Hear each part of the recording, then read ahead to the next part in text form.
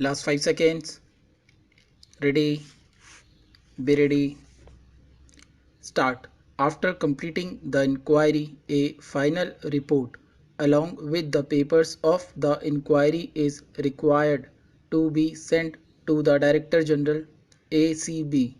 Even while submitting the final report and the papers of the inquiry, which are the points to be considered and or borne in mind are stated in para 16 of the manual. Only thereafter, and if it is found that a cognizable offence is made out and there is substance in the allegations, an FIR would be lodged and further investigation will be carried out after following the procedure as per the Code of Criminal Procedure. Therefore, a foolproof safeguard and procedure is provided before lodging an FIR complaint before the court against the public servant who is facing the allegations of corrupt practice. However, as observed herein above, such an inquiry would be conducted to ascertain whether a cognizable offence is disclosed or not.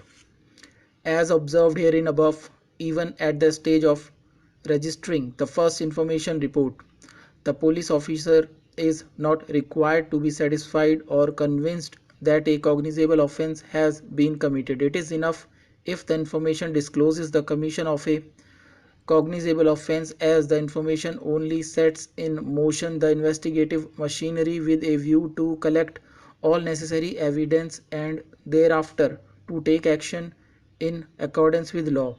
Therefore, as such, holding such an inquiry may be discreet upon inquiry at pre-registration of FIR stage in the case of allegation of corrupt practice of accumulating assets disproportionate to his known sources of income cannot be said to be per se illegal. However, the next question posed for the consideration of this court is whether to what extent such an inquiry is permissible and what would be the scope and ambit of such an inquiry by the impugned notice impugned before the High Court, and during the course of the open inquiry the appellant has been called upon to give his statement and he has been called upon to carry along with the information on the points which are referred to herein above for the purpose of recording his statement.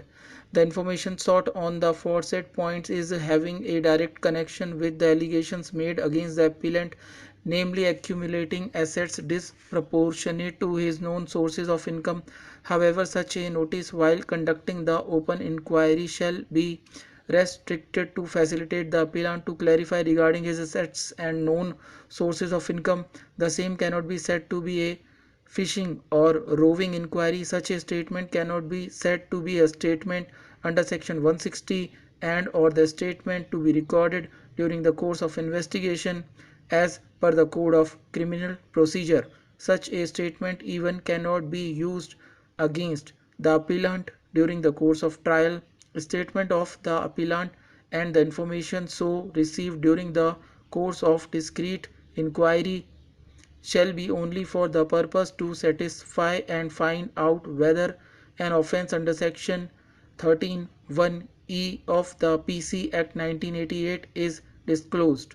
Such a statement cannot be said to be confessional in character, and as and when and or if such a statement is considered to be confessional, in that case only it can be said to be a statement which is self-incriminatory, which can be said to be impermissible in law.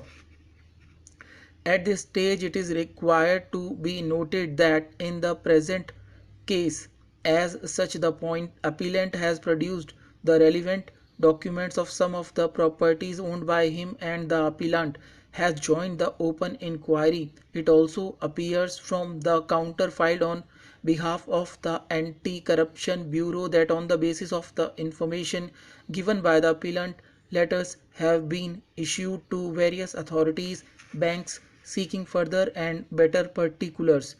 Partial statement of appellant has already been recorded. However, as observed herein above, such a statement inquiry would be restricted only to ascertain whether a cognizable offence is disclosed or not.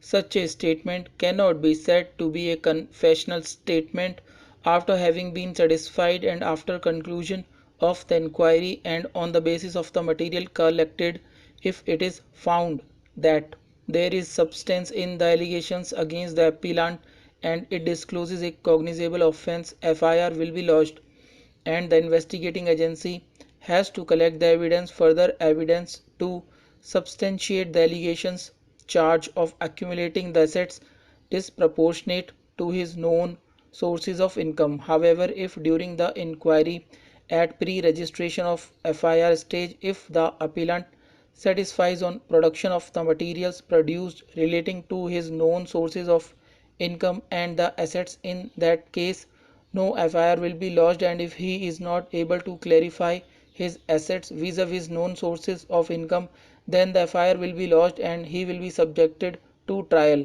Therefore, as such an inquiry would be to safeguard his interest also, which may avoid further harassment to him.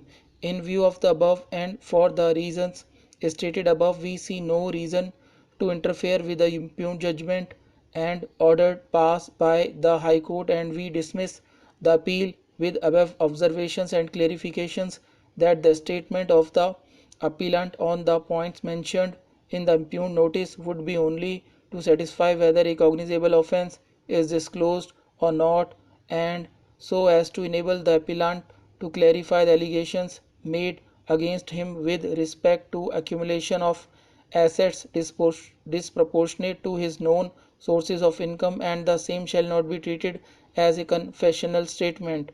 The appeal is accordingly dismissed with above clarifications. Observations. Stop.